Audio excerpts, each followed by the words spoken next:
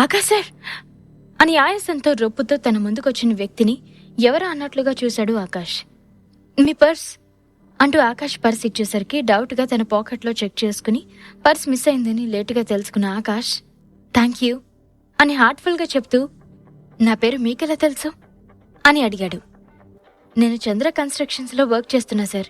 మీకు ఆఫీస్లో అంతగా పరిచయాలు లేవు, బట్ చంద్రకాంత్ సార్ అల్లుడిగా మీరు మాకు తెలుసు. అండ్ ట్రైన్లో మీ పక్కన బెర్త్లోనే జర్నీ చేశా అని నవ్వుతూ చెప్పిన అతన్ని చూసి మరోసారి థ్యాంక్స్ చెప్పి స్వీటీ ఐశ్వర్యాన్ని తీసుకుని బయటకొచ్చేశాడు ఆకాష్. వాళ్ళు వెనకే జిడ్డులా తగులుకున్నాడు రవి. స్వీటీ విసుక్కుంటున్నా ఆకాష్ డైరెక్ట్గా తిడుతున్నా వినకుండా ఏమాత్రం ఫీల్ అవ్వకుండా ఆకాష్ వాళ్ళని ఫాలో అయ్యాడు రవి. బాను వెళ్ళిపోయాడా అని అడిగిన స్వీటీతో హా, లాస్ట్ స్టేషన్లోనే దిగాడు స్వీటీ. వేరే వర్క్ అప్పగించాను వాడికి అని స్వీటీకి ఆన్సర్ చేసి డ్రైవర్ కోసం అటు ఇటు చూశాడు ఆకాష్. బ్రో, మీ డ్రైవర్ ఇంకా రాలేదనుకుంటా, రండి నేను డ్రాప్ చేస్తాను అని ఆత్రంగా అడిగాడు రవి. అతని చూపులన్నీ ఐశ్వర్య మీదనే ఉండడంతో ఆకాష్ కళ్ళల్లో కనిపించే కోపాన్ని గుర్తించలేదు రవి. అదే టైంలో ఒక వైట్ బెంచ్ కార్ స్పీడ్గా వచ్చి వాళ్ళ ముందు ఆగింది. కార్ డోర్ తీసుకుని ప్యాంట్ టీషర్ట్ వేసుకున్న ఒక అందమైన అమ్మాయి దిగింది. మంచి హైట్ కలర్తో ఆకర్షణీయంగా ఉంది ఆ అమ్మాయి. ఆ అమ్మాయిని చూస్తూనే విసుగ్గా ఫేస్ పక్కకి తిప్పి ఈ అమ్మాయి ఇక్కడుందేంటి అనుకున్నాడు ఆకాష్.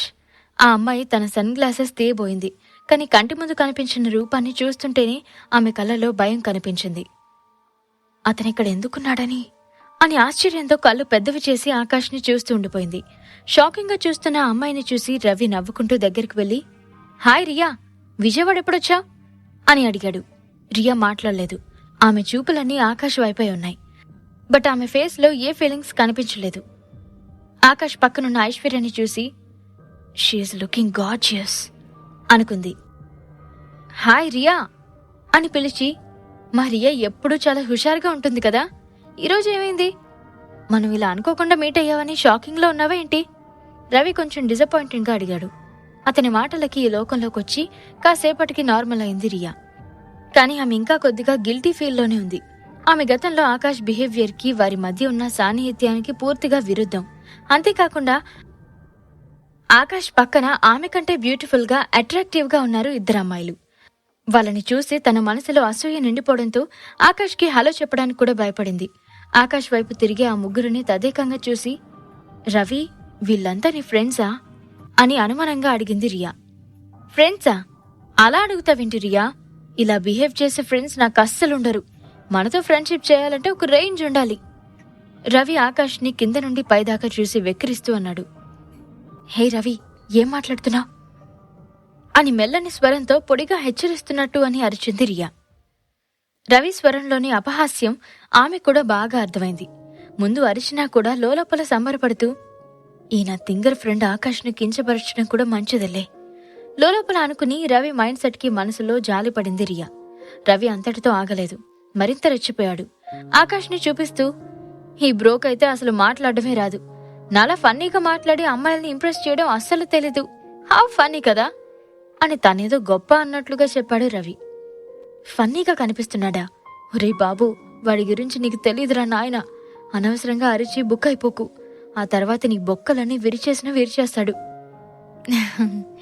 అని మనసులోనే రవిని తిట్టుకుంటూ తనే నవ్వింది రియా. ఇప్పుడు ఆకాష్ ఆమె దృష్టిలో మాన్స్టర్కి ఏ మాత్రం తక్కువ కాదు అన్నట్లు కనిపిస్తున్నాడు. ఇంతలో రవి రియాని కదిలిస్తూ మాట్లాడవేంటి రియా, హౌ ఫన్నీ కదా అని వింతగా నవ్వాడు. అబ్బా, వీడొకడు పెద్ద పనికిమాలిన సన్నాసి. ఆకాష్ ఫన్నీ అని అనడం చూస్తుంటే నువ్వే పెద్ద ఈడియట్ వీరా. ఏం చేస్తాం కానివ్వు అని అనుకుంది రియా. అరే రియా, నువ్వెందుకేం మాట్లాడడం లేదు అని అడిగి ఎందుకో రియా ఫేస్ చూస్తే భయపడుతున్నట్టు అనిపిస్తుంది. అయినా మనకున్న ధైర్యం అందరికీ అక్కడుంటుందిలే అని మనసులో అనుకున్నాడు రవి. ఐశ్వర్యకి ఆశ్చర్యంగా అనిపించింది. ఆకాష్ను చూసినప్పుడు రియా కళ్ళల్లో భయం కనిపిస్తుందని ఆమెకి ఈజీగా అర్థమైంది. ఈ ఇద్దరి మధ్య డెఫినెట్గా ఏదో జరుగుతుంది అని మనసులోనే అనుకుంది. ఆ ఆలోచన రాగానే ఐశ్వర్యకు వెంటనే ఏదో కొంచెం అనీజీగా అనిపించింది. రియా ఆకాష్ని అలా చూడడం ఎందుకో తనకి నచ్చడం లేదు. ఆ అమ్మాయికి ఆకాష్ ఎలా తెలుసు? నాకు తెలిసి ఆకాష్కి ఫ్రెండ్స్ ఎవరూ లేరు. మరి ఈ అమ్మాయి అని ఆలోచిస్తుంటే పిచ్చెక్కింది ఐశ్వర్యకి. మరోవైపు ఆకాష్ తన ముందున్న పరిస్థితి నుండి ఎలా బయటపడాలో ఆలోచిస్తున్నట్టే కనిపించాడు. సరిగ్గా అప్పుడే B8888 అని నెంబరున్న ఒక నల్లని రోల్స్ రాయిస్ కార్ వారి ముందుగా వెళ్ళింది. అమ్మో, 4 ఎనిమిదిలు కలిగిన రోల్స్ రాయిస్ అని రవి కళ్ళు పెద్దవి చేసి ఆశ్చర్యంగా అన్నాడు. అతని ఫ్యామిలీలో రోల్స్ రాయిస్ ఒకటుంది. అందుకే అతనికి రోల్స్ రాయిస్ గురించి బాగా తెలుసు. కానీ ఇంట్లో ఉన్నది తక్కువ రకమైన మోడల్ మాత్రమే. దాని ధర 50 లక్షలే ఉంటుంది. కానీ తన ముందున్నది అల్ట్రా మోడర్న్ కార్. దాని మార్కెట్ ధర ఎప్పుడూ 1,20,00,000తో మొదలవుతుంది. విజయవాడలో ఇంతటి లగ్జరీ కార్! ఇక లైసెన్స్ ప్లేట్ నెంబర్ చూస్తే 4 ఎనిమిదిలు. లైసెన్స్ ప్లేట్ నెంబర్ కోసం అయ్యే ఖర్చుతో ఏకంగా ఇంకో లగ్జరీ ఫెరారీ కార్ని కొనుక్కొచ్చు అని అనుకుంటూ ఆలోచనల్లో పడ్డాడు రవి. నాకే గనక ఇలాంటి లగ్జరీ కార్ ఉంటే నా వెంట ఎంతమంది అమ్మాయిలు పడేవారో అని అసూయపడ్డాడు రవి. రవి మనసులో ఈ ఆలోచన మెదలైన అరక్షణంలోనే రోల్స్ రాయిస్ కార్ తన ముందు వచ్చి ఆగడం రవి చూశాడు. రియా, ఈ కార్ మన ఫ్యామిలీకి చెందిందేనా అని రవి గట్టిగా ఊపిరి పీల్చుకుని ఉత్సాహంగా అడిగాడు. అతను అలాంటి రోల్స్ రాయిస్ ను సొంతం చేసుకోవాలని అనుకున్నాడో లేదో, రెప్పపాటలో ఈ రోల్స్ రాయిస్ నిజంగా అతని ముందొచ్చి ఆగింది. ఇది విన్న రియా తికమకపడింది. ఏమని ఆన్సర్ చేయాలో తెలియలేదు. రవి తనని నిల్చున్న చోటే భూమిలోకి తోసేస్తున్నాడని ఏమో ఫీల్ అయింది. ఇలాంటి కారు మా ఇంట్లో ఉండడం వీడి ఏ కంటితో చూశాడో. వచ్చినప్పటి నుండి ఒకటే సోది పెట్టి ఇప్పుడు అందరి ముందు పరువు తీస్తున్నాడు అనుకుంటూ తిట్టుకుంది. లేదు, ఇది మా కారు కాదు అని రియా చెప్తున్న మాట కూడా వినకుండా రవి ఆ రోల్స్ రాయిస్ కారులో ఎక్కడానికి దగ్గరగా వెళ్లాడు. వెంటనే కార్ డోర్ తెరుచుకుంది. విపరీతంగా చెమటలతో ఉన్న ఒక వ్యక్తి కంగారుగా బయటకొచ్చి రవిని దాటుకుంటూ వెళ్లాడు. రే, మీ మేడం ఎక్కడుంది అని రవి అరుస్తున్నా వినిపించుకోలేదు. కారులోంచి దిగిన వ్యక్తి ఆకాష్ దగ్గరకు వెళ్లి భయంతో ఆగిపోయాడు. సార్, నన్ను క్షమించండి, ట్రాఫిక్ వల్ల లేట్ అయింది అని భయపడుతూ చెప్పాడు. ఆకాష్ సారా? ఈ ఒక్క మాట రవి మనసులో ఉరుములా పేలింది. రవి అడుగులు అకస్మాత్తుగా అక్కడే నిలిచిపోయాయి. తనని దాటుకుని ఆకాష్ ముందుగా బెండ్ అయ్యి డ్రైవర్ ఏం చెప్పాడో అతనికి అర్థం కాలేదు. అతను సార్ అని మాత్రమే విన్నాడు. ఇట్స్ ఓకే అని చెప్పి ఐశ్వర్య కోసం ఆకాష్ కార్ డోర్ ఓపెన్ చేశాడు. బ్రో, ఈ కార్ మీదేనా అని రవి డౌట్గా అడిగాడు. లేదు, నేను రెంట్కి తీసుకున్నాను అని వెటకారంగా చెప్పి కార్లో కూర్చున్నాడు ఆకాష్. ఆ మాటతో రవి గొంతు పెగలక మోగవాడయ్యాడు. దానిని అద్దెకి తీసుకున్నారా? ₹1,00,00,000 కంటే ఎక్కువ లైసెన్స్ ప్లేట్ నెంబర్ కలిగిన రోల్స్ రాయిస్, 4 ఎనిమిదిలు కలిగిన కారు ఎవరద్దెకిస్తారు అని ఆశ్చర్యంగా అడిగాడు. అప్పటికే ఆకాష్ మీద కొంచెం డౌట్గా ఉండడంతో అంతగా పట్టించుకోకుండా కారులో కూర్చున్నారు ఐశ్వర్య, స్వీటీ. రవి గట్టిగా నవ్వుతూ, బ్రో, జోక్ చేయొద్దు, ఇంత కాస్ట్లీ కార్ని ఎవరైనా రెంట్కిస్తారా అని అడిగాడు. వాడి తింగరితనానికి నవ్వాలో ఏడవాలో తెలియక తల కొట్టుకుంది రియా. ఆకాష్ కార్ విండో కిందకని రవిని చూస్తూ, కదా, అన్నీ తెలుసు కూడా ఏంటి నీ నాసా? మోరోవర్, ఇంకోసారి వీళ్ళిద్దరి వంక కన్నెత్తి చూసినా గుడ్లు పిక్కి కాకులకి గ్రద్దలకి వేసేస్తాను. మూసుకుని పోరా స్టూపిడ్ అని విసురుగా అన్నాడు. బ్రో, నేను జస్ట్ జోక్ చేశాను, మనసులో ఏం పెట్టుకోవద్దు ప్లీజ్ అని అన్నాడు. రవికి చాలా కోపం వస్తుంది. అయినా కంట్రోల్ చేసుకుంటూ నవ్వుతూ, ఓకే ఆకాష్, ఓకే అని మళ్ళీ తనే అన్నాడు. ఆకాష్ ఫేస్లో ఉన్న సీరియస్నెస్ వాయిస్లో బేస్కి కింద మీద తడిచిపోయింది రవికి. ఓహ్, ఆపరా బాబు నిన్నసా అని ఆకాష్ రెక్లెస్గా రెస్పాండ్ అయ్యాడు. తర్వాత తల తిప్పి ఐశ్వర్య వైపు చూసి నవ్వుతూ, ఇకనైనా వెళ్దామా లేదా ఇక్కడే ఉండిపోతామా అని అడిగాడు. ఐశ్వర్య, నన్ను అడుగుతావేంటి, సరే పద వెళ్దాం అన్నట్టుగా తల ఊపుగానే రోల్స్ రాయిస్ స్మూత్గా విజయవాడ రోడ్డుపై దూసుకెళ్లింది. వెళ్తున్న కార్ వైపే అసూయగా చూస్తున్న రవితో, నువ్వొక ఈడియట్వి రవి. రియా పళ్ళు కొరుకుతూ బాగా కోప్పడింది. ఆకాష్తో ఉన్న రిలేషన్ని కట్ చేసుకుంటే నష్టపోయేది మనమే. మన వల్ల అతనికి ఏం యూజ్ ఉండదు. కానీ మనం లైఫ్లో సెటిల్ అవ్వాలి అంటే ఆకాష్తో మన రిలేషన్ మెయింటైన్ చేయాలి. బట్ మనం చాలా కేర్ఫుల్గా ఉండాలి. నీ తిక్కు చేష్టలతో తలనొప్పి తీసుకురావద్దు.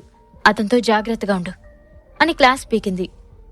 రియా, నేను వెళ్తానులే స్వీటీ ఆకాష్ను కలిసేందుకు అని చెప్పి కాసేపు ఆగి, రియా, నువ్వు నన్నెందుకు తిడుతున్నావు? ఆ వ్యక్తి అంత పవర్ఫుల్లా?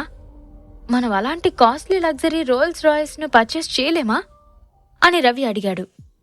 కొన్నిటికి డబ్బుతో కొనలేము, అది నీ మట్టి బుర్రకు అర్థం కాదులే అని తిట్టింది రియా. జోక్ చేయకు రియా, వాడికంత సీన్ లేదు అని అతన్ని తీసి పడేసినట్టు అన్నాడు. రియాకి కోపంతో, రవి, ఈ వ్యక్తి 2 డేస్ బ్యాక్ ఏం చేశాడో నీకు తెలుసా అని అడిగింది. ఏం చేశాడు? రవి క్యూరియాసిటీతో అడిగాడు. అతను ముంబై డాన్ జితేంద్ర చటర్జీ ఫ్యామిలీ తన ముందు మోకరిల్లేలా చేశాడు అని సీరియస్ గా చెప్పింది రియా. అమ్మో, ముంబై డాన్కి ముచ్చెమటలు పట్టించాడా? వామ్మో అని అన్నాడు. రవి మైండ్ బ్లాంక్ అయింది ఆ మ్యాటర్ వినగానే. ముంబై డాన్ జితేంద్ర చటర్జీ గురించి తెలియనంత అమాయకుడు కాదు రవి. అందరినీ గడగడలాడించే బాయ్ ఫ్యామిలీ ఆకాష్ ముందు తలవంచటం అనేది ఆశ్చర్యంగా తోచింది రవికి. బాయ్ ఫ్యామిలీని ఈ ఆకాష్ మీద రివెంజ్ తీర్చుకునే ప్లాన్ వేసే సాహసం చేయలేదంటే ఇంకా మనమెంత ఈ ఆకాష్ ముందు అని ఆకాష్ గురించి గొప్పగా చెప్పింది రియా. అది విని రవి చాలా భయపడ్డాడు. రియా, నీకతను ఎలా తెలుసు అని వణుకుతున్న నోటితో అడిగాడు రవి. అప్పుడు రియా, మొన్న ముంబై వెళ్ళాం కదా, అక్కడ ఎదురయ్యాడు ఈ ఆకాష్. ఇంకా చాలానే జరిగాయి, అవన్నీ ఇప్పుడు నీకు చెప్పలేను. బట్ నాకు ఆకాష్ గురించి తెలిసిపోయిందని ఆకాష్కి తెలీదు అని నీరసంగా చెప్తున్న రియా భయంగా చూస్తూ, రియా, ఇప్పుడు నేనేం చేయాలి? అతను నన్ను చంపడు కదా అని రవి భయపడుతూ ఏడుపు గొంతుతో అడిగాడు. ఇప్పుడు భయపడుతున్నావా? ఈ తెలివి అతనితో అలా బిహేవ్ చేయడానికన్నా ముందే ఉండాలి అని రియా కూల్గా రవి వైపు చూసి అతన్ని మరింత భయపడుతూ అంది. రియా, నాకు బుద్ధి లేదు. నా అహంతో అతన్ని తక్కువ అంచనా వేశాను. ప్లీజ్ నాకు హెల్ప్ చెయ్యి అని రవి అప్పటికే ఏడుస్తున్నాడు. ఇంతలో రవి వెనుక వైపు చూసి, ఆకాష్, నువ్వేంటి మళ్ళొచ్చావు అని తడబడుతూ అంది రియా. రవి ఒక్క క్షణం కూడా ఆలోచించకుండా వెనక్కి తిరిగి సాష్టాంగ నమస్కారం చేస్తూ, బ్రో ప్లీజ్ బ్రో, తప్పైపోయింది బ్రో, ఏదో తెలియక తిక్క వాగాను బ్రో, నన్ను క్షమించు బ్రో, మళ్ళీ మీ మొక్కలు కూడా చూడకుండా ముంబై పారిపోతాను అని వణుకుతూ అన్నాడు. కొన్ని క్షణాలైనా అటు నుండి ఎలాంటి రెస్పాన్స్ లేకపోవడంతో రియా నవ్వుతున్న సౌండ్కి కళ్ళు తెరిచి చూసిన రవికి అక్కడ ఎవరూ కనిపించకపోవడంతో టక్కున పైకి లేచాడు. ఆకాష్ వెళ్ళిపోయాడా అని సంతోషంగా అడుగుతుంటే అప్పటి వరకు నవ్వాపుకునే రియా ఇక ఆగలేక గట్టిగా నవ్వేసింది. అంటే ఆకాష్ వచ్చాడని అబద్ధం చెప్పావా అని గుర్రుగా రియాని చూస్తూ తన మీదకు వెళ్ళాడు రవి. రవి నెక్స్ట్ మూవ్ అర్థం అవడంతో అక్కడి నుండి పరిగెడుతూ, నీ రియాక్షన్ ఎలా ఉంటుందో చూడాలని చెప్పాన్రా, అంతేకాని నీ నేడిపించాలని మాత్రం కాదు. కాని నువ్వింత పిరికివాడివని ఇప్పుడే తెలిసింది అంటున్న రియాని ఫాస్ట్గా చేరుకుని జుట్టు పట్టి, ఆటలుగా ఉంది కదా నీకు, నేనంటే బొత్తిగా భయం లేకుండా పోతుందే అని అరిచాడు. అరే దున్నపోతూ, వదలరా, నా జుట్టు ఊడిపోతుంది అని రవి చేతుల్లో నుండి తన జుట్టుని వదిలించుకునే ప్రయత్నం చేస్తున్న రియా వీపు మీద 2 పీకి తనని వదిలేసి ఫాస్ట్గా వెళ్లి రియా కారులో కూర్చున్నాడు రవి. అబ్బా దున్నపోతా, ఆడపిల్ల మీద చేయి చేసుకుంటావా, పోతావురా రే అని రవికి శాపం పెడుతున్న రియా భుజంపై ఎవరో చేయి వేశారు. అంత సడన్ గా చేయి పడేసరికి గజ్జమని వెనక్కి తిరిగింది రియా. ఆకాష్ గురించి ఐశ్వర్యకి నిజం చెప్తాడా? రవి పాపం కదా, చాలా భయపడిపోయాడు. అలానే సైలెంట్ గా ఉంటాడు అంటారా, లేదంటే మళ్ళీ ఏ తింగర్ పని చేస్తాడో ఏంటో. ఈ ప్రశ్నలకు సమాధానాలు తెలుసుకోవాలంటే నెక్స్ట్ ఎపిసోడ్ వినాల్సిందే. క్రింద ఇచ్చిన లింక్ ని క్లిక్ చేసి పాకెట్ ఎఫ్ఎం యాప్ ని ఇన్స్టాల్ చేసుకోండి. Stay tune to pocket FM.